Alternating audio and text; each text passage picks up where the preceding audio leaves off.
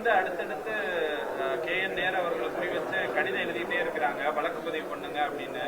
இது ஏன் அப்படி திடீர்னு இப்படி ரொம்ப பண்றாங்க? அதாவது உங்களுக்கு எல்லாருக்கும் தெரியும், தேர்தல் இன்னும் 4 மாதம் தான் இருக்கு. இன்னும் சொல்ல போனா 100 நாட்கள் தான் இருக்கு.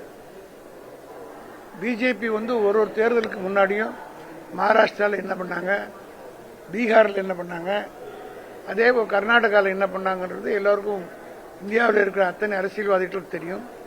அதே போல தமிழ்நாட்டிலே இன்றைக்கு தளபதி மு.க. ஸ்டாலினுடைய ஆட்சி மிக சிறப்பாக செயல்படுகிறது என்று அனைத்து தரப்பு மக்களுடைய ஆதரவு பெற்ற ஒரு ஆட்சியாக இருக்கிற காரணத்தினால் இதை தாங்கிக் கொள்ள முடியாமல் எதையாவது ஒரு திசை திருப்பலாமா என்ற எண்ணத்தின் அடிப்படையில் ஒன்றிய அரசு, இடி, சிபிஐ, எலெக்ஷன் கமிஷன் இது மூன்றையும் கையில் வைத்துக் கொண்டு எதையாவது செய்யலாம் என்று முயற்சி செய்கிறார்கள். ஆனால் திராவிட முன்னேற்ற கழகம் கடந்த 76 ஆண்டு காலத்தில் இதுபோல் பல சோதனைகளை சந்தித்து வெற்றி கண்ட இயக்கம் திமுக. ஆக இதுபோல் ஈடிகளோ அல்லது சிபிஐயோ எந்த என்கொயரி நடத்தினாலும் அதை பற்றி எங்களுக்கு கவலை இல்லை. எங்கள் மடியில் கனம் இல்லை. ஆகவே நாங்கள் எவனுக்கும் யாருக்கும் பயப்பட வேண்டிய அவசியம் இல்லை. எடப்பாடி பழனிசாமி கடுமையா இன்னைக்கு விமர்சனம் பண்ணியிருக்காரு. முதலமைச்சர் வந்து மடியில கனம் இல்லைன்னா நேர்மையான விசாரணை நடத்த உத்தரவிடலாமே அப்படின்லாம் கூட ட்வீட் போட்டிருக்காரு. அதான் சொல்றேன், எங்க மடியில கனம் இல்லாதோடு தான் நாங்கள் துணிச்சலா மத்திய சர்க்கார் எதிர்க்கிறோம். ஒரே அவருடைய சம்பந்தி வீட்டுக்கு ரைடு போன உடனே நேரா போய் அப்புறம் மர்மமான கார்ல போய் காலில் விழுந்து சரண்டர் பண்ணிட்டு வந்த எடப்பாடி எங்களை பத்தி கேட்கிறாருன்னா நாடு அவரை பார்த்து என்ன எப்படி சிரிக்கும்னு தெரியாது. நாங்கள் துணிச்சலா எதிர்க்கிறோம், டூத் அண்ட் நேலா எதிர்க்கிறோம். மோடி அரசை, ஒன்றிய அரசை மிக துணிச்சலோடு இன்றைக்கு எதிர்க்கிறோம். எங்க மடியில கனம் இருந்தா நாங்க பயந்து தானே ஆகும். இவருடைய சம்பந்தி வீட்டில் ஒரு ரைடு பண்ண உடனே இவர் மகனை அழைச்சிக்கிட்டு ஒரு மிகப்பெரிய புள்ளியை அழைச்சிக்கிட்டு மூஞ்ச மூடிக்கிட்டு இல்ல கார்ல போனாரு. நாங்க தைரியமால பேசிட்டு வரோம். இதே மதுரையிலே நேற்றுக்கு வீர முழக்கமிட்டு தான் போயிருக்காரு எங்க தலைவர்.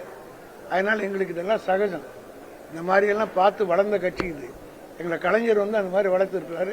இதுக்கெல்லாம் நாங்க பயப்பட மாட்டோம். ஆனா எடப்பாடி கிட்ட பத்தி பேசுற அருகதி இல்லை, யோகிதையும் கிடையாது. மூத்த அமைச்சர்களை மட்டும் குறி வச்சு இப்படி பண்றாங்க சார்.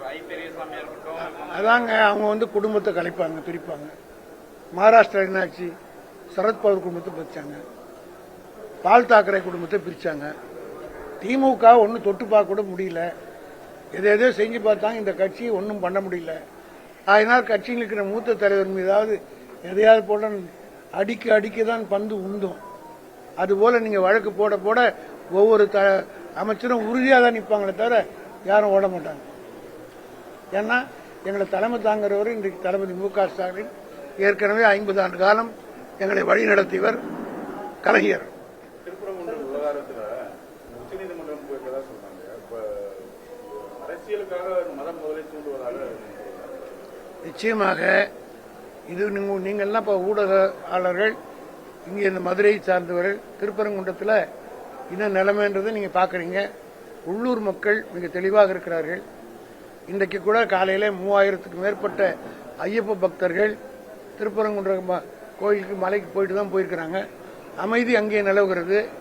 வெளியே இருந்து போய் எங்க கலவரம் செய்யறதுக்கு பாக்குறாங்க. அயோத்தியில கூட யாருக்கு முதல்ல கலவரத்தை ஆரம்பிச்சது? மண்டல் கமிஷன் வெளியான உடனே ரத யாத்திரையை குஜராத்தில் இருக்கிற அத்வானி தானே போய் தலைமை தாங்கி வந்து அங்க நடிச்சு பண்ணாரு. அதனால ஒரு குழப்பத்தை இங்க பண்ணலாமான்னு அவங்க பண்றாங்க. ஆனா மதுரை மண் ஒரு வரலாற்று சிறப்பு மிக்க மண். அந்நியர்களை உள்ளே விடாது, மற்றவர்களுக்கு இடம் கொடுக்காது. இந்த மண்ணினுடைய பெருமையை அறியாதவர்கள் நீங்க சீண்டி பார்க்கிறார்கள். இதே மண்ணிலே தான் திருப்பரங்குன்றத்துடைய கும்பாபிஷேகத்தை அறநிலைத்துறை சார்பில் மிக பிரம்மாண்டமானவளை எழுச்சியா நடத்தினாங்க.